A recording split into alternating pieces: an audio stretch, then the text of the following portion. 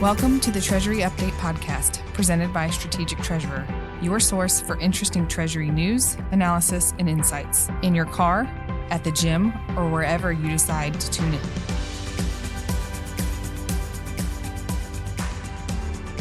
Welcome to today's episode where we explore one of the most pressing and fast-evolving threats facing the Treasury, finance, and payment security landscape, deepfake-enabled fraud. I'm Pushpendra Mehta, your host, and I'm joined by Craig Jeffery, Managing Partner at Strategic Treasurer, to discuss their newly released white paper on deepfakes titled Deepfakes and Payments Fraud. Is Treasury Prepared? Produced by Strategic Treasurer, a leading name in Treasury consulting that both Craig and I work for, this white paper sheds light on what deepfakes are, how they're being used in financial fraud, and why Treasury is particularly at risk, before outlining the practical steps organizations can take to mitigate these threats. To my mind, this white paper is a wake-up call for Treasury leaders and their teams, CFOs and payments professionals. It exposes an uncomfortable truth. Deepfakes are no longer a distant concern. They're a veneered threat already embedded in the shadows and seeping into overlooked corners of Treasury and finance operations. I recommend that our audience download the deepfake white paper by visiting strategictreasurer.com/deepfakes. And now let's welcome the Managing Partner at Strategic Treasurer, Craig Jeffery. It's a pleasure to have you with us. Your insights on the deepfake white paper will help bring this topic to life, and we are excited to hear your perspectives. Well, it's a really important topic. I think it's been in the news a lot. People are certainly clued in, and whether it's a wake-up call or a warning or a combination of those two is very much the case. So thank you, Push. Thank you, Craig. Let's start our discussion with a question where if you can briefly explain what deepfakes are and what's fueling the rapid surge in deepfake incidents across business and finance. When someone uses artificial intelligence to generate content that mimics or replicates what people do very realistically, that could be their voice, video, so the appearance and behavior. This is what we mean by something that's been deep faked. And the term comes from deep learning and fake. And so deep learning is part of artificial intelligence. It's a way of, learning how something works. It could be text, could be video, could be voice. So it's a way of deep learning combined with this fake or artificial way of making you say something that you're not saying, but it looks and appears like you're saying this, you're communicating this in a particular way. That's the deep fake aspect, a way of spoofing or fooling people. It's like the next generation of business email compromise. Instead of just a cleverly worded email, now it's voice and facial activities and audio and video. Why is this surge? I think that's a really key question, and I think most of our audience is probably familiar with how technology is becoming much more available. You can call it democratization of technology. Happens more frequently, and this is certainly occurring in increasing measure with artificial intelligence tools. And so this makes it very available for people to use it for free or for very low cost to create very good deep fakes. And the second part of that, not only is the technology available, the success that the criminals have had in terms of huge payouts is really driving that behavior. I have a huge payout and it's cheaper for me to do this. Those two things combined are huge drivers for why deepfakes are becoming far more popular, more prevalent, and are a greater risk. Let's build on that, Craig. Deepfakes, often considered a subset of synthetic media, are now being weaponized to perpetrate various crimes against corporations and financial institutions. Craig, why are Treasury teams believed to be especially vulnerable to the growing threat of deepfake fraud? I'd love to answer that. And when you use the term weaponized, it was funny. I mean, it's a war, and the weapons are becoming increasingly sophisticated. So that's clearly the case. And I think it was Willie Horton, who was a famous bank robber. When he finally got caught, this was, I think back in Stagecoach days, and he'd go rob banks, or maybe it was post Stagecoach. I guess I should know some of the more specifics about that. But why are you robbing banks? Thinking it's more of a general question. He answered it very simplistically. It's like, that's where the money is. And so someone saying, why are you doing that generally? And he says, well, I need to rob something. That's where the money is. And the humor of that type of response aside, who has the control and the ability to move large sums of money? Treasury groups do. Where has a lot of fraud been propagated? Where has a lot of money come out of organizations? It's heavily come out of accounts payable areas, less so in payroll, but also treasury groups have been targeted. And so they have more control, the ability to move large sums of funds, and they're used to handling confidential matters, acquisitions, legal settlements. And so they're moving that type of activity. They're used to it. And so there's a little more confidentiality around their transactions. So those couple things combined make it particularly needful for treasury groups to say, we're going to be targeted. They may not have had as many fraud situations as AP for, getting emails in to change, payee information. And then when the payment goes out, it goes to an account controlled by a criminal. AP may have suffered far more losses there. But if you're a criminal and you're logical, where's more money? Where's it likely to be more contained? If I can spoof, fool, or deep fake someone in Treasury to enact a transfer, I'm going to come away with more money and have success in doing that. Thank you for the insightful response, Greg. The deepfake white paper cites iProof's February 2025 research, which reveals a troubling reality. Only 0.1% of individuals can consistently and accurately detect AI-generated deepfakes. If just a tiny fraction of people can repeatedly and reliably spot these fakes, that means 99.9% of us are essentially navigating in the dark when it comes to digital deception. Even the sharpest finance, treasury, and payment security professionals are at risk of being fooled by synthetic content that looks, sounds, and feels real. Does this concern you, Craig? And in light of this, could you share a couple of telltale signs Treasury employees should be aware of to help spot a deepfake or digitally altered content? Let me take it in a slightly different direction than answering it head on. I'll answer it from the side. What's the real question is, how can we detect things that are becoming undetectable? How can we detect something that's fraudulent? I'm saying it that way because, once you get over 50% of people can't do it, okay, if you're humble, you're like, okay, we're at risk. When you get over 75%, you'd almost have to be proud to say, I can tell all these deepfakes. Well, we're well past the point where we can reliably trust what we see. We may not be able to detect it. We may have some suspicion, but I don't think anybody's confident now that everything they're getting is real. And if you've been doom scrolling, you look at different videos, you're like, okay, there's two babies talking and it's like a president and, Elon Musk or whatever. It's like, oh, this is cute. But it's fake. You know it intuitively. Like, that looks really quite good in terms of how the video comes across. And then you see more and more. And then there's people that come up and you're like, that person is fake. Like, that's not a real person. Why is that? And you can't necessarily put it through your filter quickly to know that that's fake. But I guess the key thing is, how can we detect what's becoming undetectable? We can't by itself, straight on, by looking at things. But how can we confirm the things that we see, the things that we hear are what we expect them to be? How can we trust the source? How can we validate the source? I think that becomes more important, especially as things come to us outside of an approved system with dual controls, triple controls, or some additional valid methods. I think that's a component of what your question is as well. And so some of those things are, which is vanishing, like we're not going to be able to do it for long. It's eye activity. Like we're recording over Zoom. You can set it so your eyes follow the screen. It looks like they're looking at the person, even if you're reading from something somewhere else. And so we have the ability to do that to show responsiveness. Well, that's an aspect of eye activity can seem unnatural or odd. And so that's an area where not all the systems are caught up. The other is we would refer to as mismatched facial expressions or overlay errors. In other words, you're putting a face over an existing head and body, and they're not quite matching, right? The shading, the coloring, when things turn, it's not sitting within the face right. And so that can be a situation. A third one is weird or unusual or awkward body positioning and movement.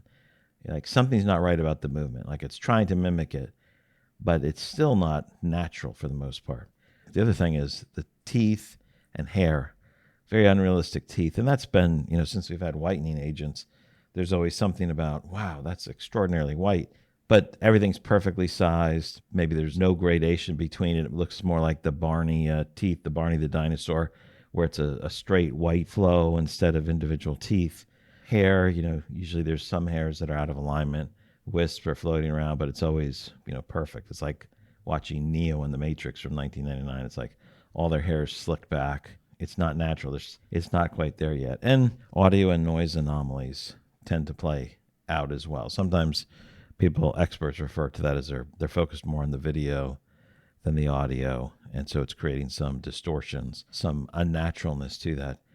But we're at the point where many things are rapidly becoming undetectable. And at what point will they be undetectable? I mean, 90% is too much. Like, you can't now rely on just some short conversation where it's going to, you would be fooled by it. So this idea of we have to confirm and test the sources with what we're saying, whether you do that by, hey, we have a code list that you can share a code at a certain point when a message is being delivered.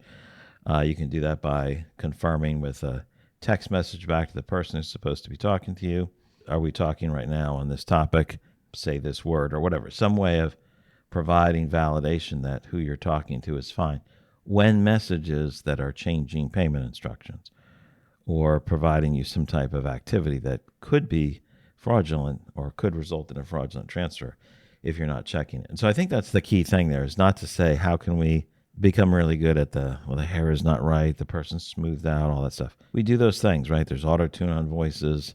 There's the smooth out your image when you're on Teams or Zoom. There's like all those things are done naturally. And so whatever the points that are failing right now will disappear very, very soon. I know there's some systems that when they're checking for security, it'll even check flow of blood, and it'll look at pressure points and heat on the face, and it'll become a different and a better image. And so that's going to be a way to provide an advantage for a time, but why wouldn't that be captured up front? So this idea of secondary sources and validation for instructions certainly matters. Now moving on to strengthening Treasury's defenses against deepfakes. Craig, one quote by you in the deepfake white paper really stood out. You said, "When fakes started with the roughly worded language and misspelled words, we all laughed at these attempts. As they became progressively advanced, we stopped laughing and paid attention to the losses that were piling up. Now every treasurer is highly concerned about the hyper-sophistication and the level of automation being used for deepfakes. Increasing our defensive posture through AI-infused automation, staff training, and improved workflows is of existential importance for asset protection." Can you please expand on that? And could you also elaborate on another key point from the white paper that aligns with your quote, namely that defense must begin with people, policies, and processes?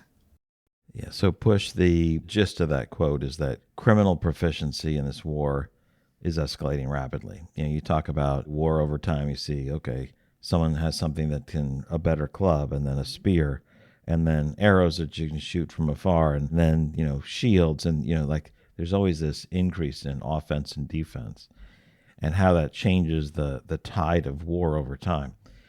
I think this idea of how we look at the threat from cyber criminals who are stealing money, trying to convince you to send money, or stealing data, this war is escalating rapidly. And so it's funny when it starts because it's not a problem. It's like nobody is going to be fooled in a business setting.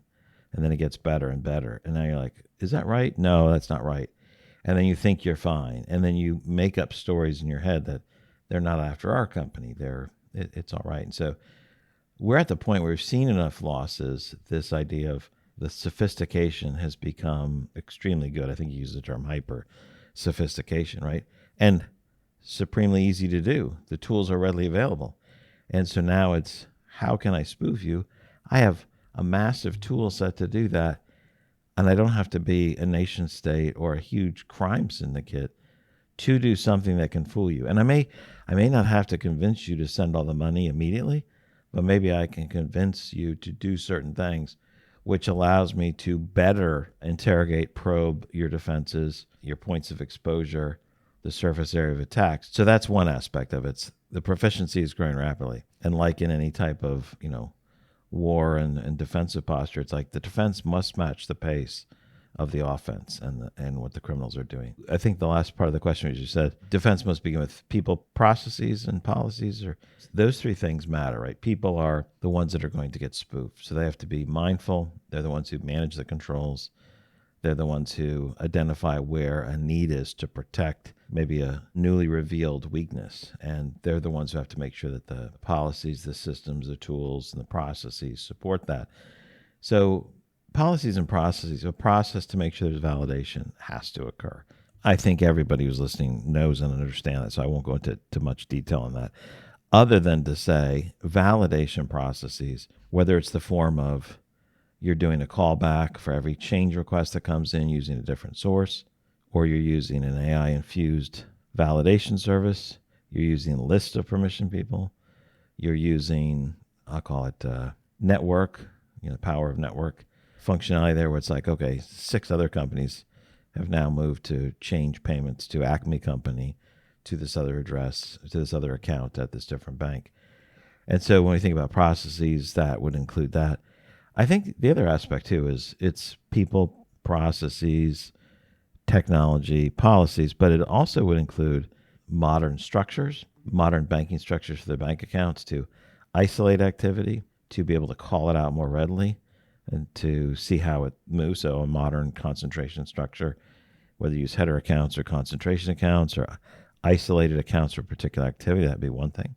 Another one would be services. So banking services, for example, there's a significant number of information services, security services, validation services that you can turn on with your banks. And you should make the proof that we don't need something. Like these security services, the default position should be, we're going to use the security services that the banks provide. We're also going to get data on a more regular basis. And if we're not reconciling monthly, we're reconciling monthly.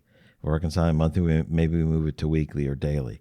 Because speed matters, structure, systems, services, data, and processes that will detect and deter are really vital. So I would have added to the quote, modern structures and services, but how long can you make a quote, right?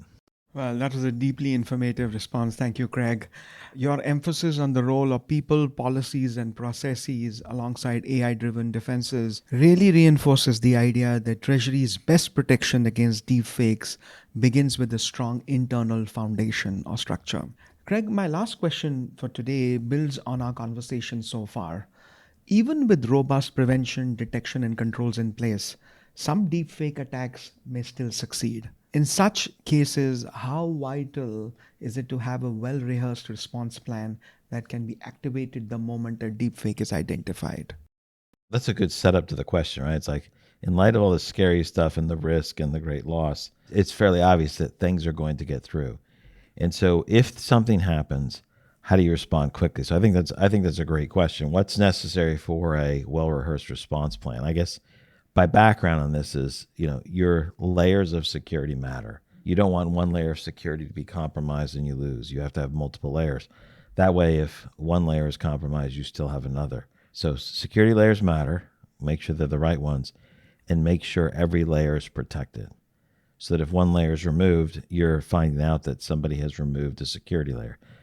They've removed an electronic pre-authorization off of an account so someone can debit your account. Now we know that that's occurred. Now we're watching and figuring out what occurred. One of the, this is, you've probably heard this, is if you're being chased by a bear, you don't have to outrun the bear. You have to outrun your friends. But you want to make yourself hard enough to deepfake or to commit fraud that it's not worth it for the criminals. And it's not worth it to them because they're going to try to find softer targets. And they'll try to roll up as many as they can, but make it so it's sufficiently hard that they will go after other companies first. And that doesn't mean pointing them in the direction, but making your defenses sure. And so you need to outrun. You need to have this mindset of, I'm going to be at the forefront. Maybe not the top 1%, but maybe I'm going to shoot for the top 20%. So you're well above half of the companies that are what their posture is, which is below the midpoint, and there'll be plenty of opportunities for criminals to steal from them. Have multiple security layers. Every security layer matters.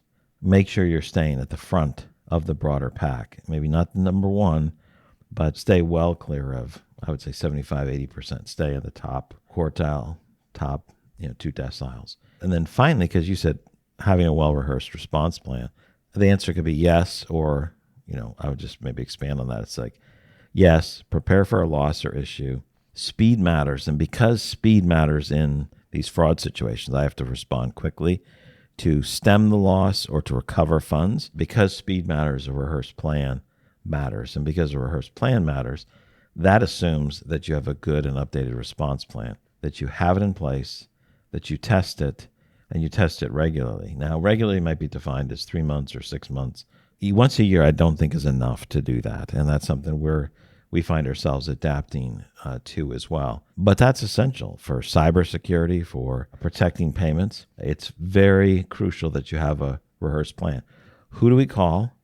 Who do we notify? We notify criminal, law enforcement that will help pursue the criminals. We want to make sure we can contact our banks immediately so they can use what their functionality is to stop it if it's still within the banking system, or they can put out other alerts to stop it from criminals exploiting other companies.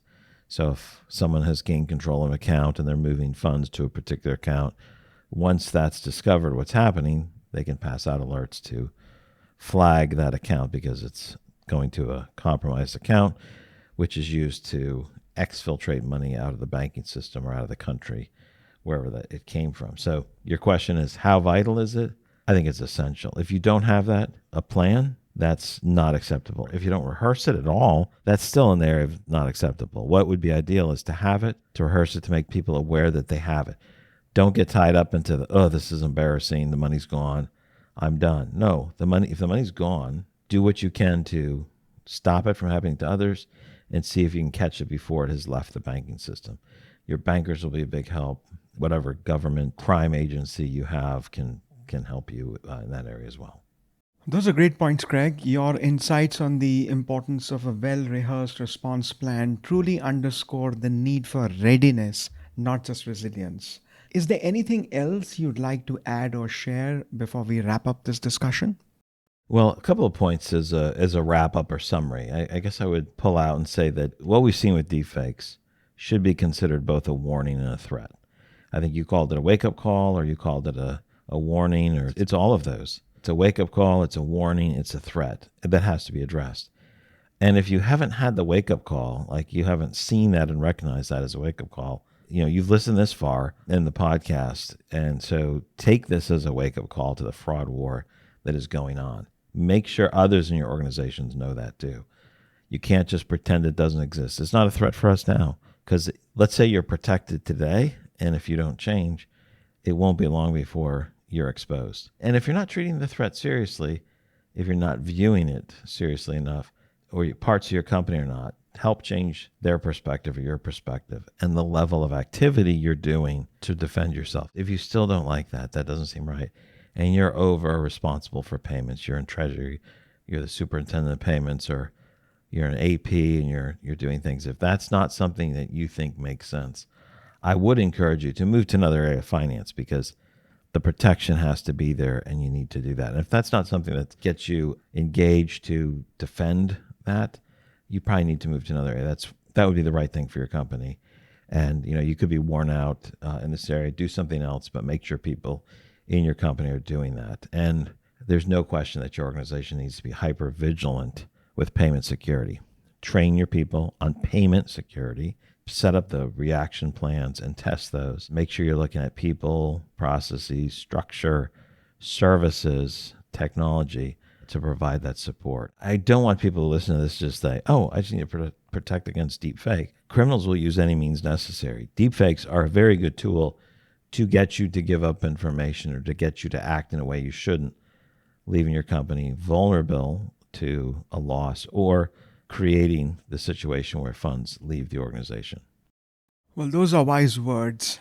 And before we close out this episode, I encourage all our listeners to head over to strategictreasurer.com/deepfakes and download their must-read white paper on deepfakes. That brings us to the end of this episode. Craig, thank you for sharing your valuable perspectives. And to our audience, thank you for joining us. Stay sharp, stay deepfake aware and trained, and stay one step ahead, because anticipation is the key to outsmarting digital fabrications or intelligent forgeries. If you found this discussion helpful, please subscribe and share this episode with your network. We'll be back soon with more meaningful conversations on the evolving world of corporate treasury and payments. Thank you and have a wonderful week.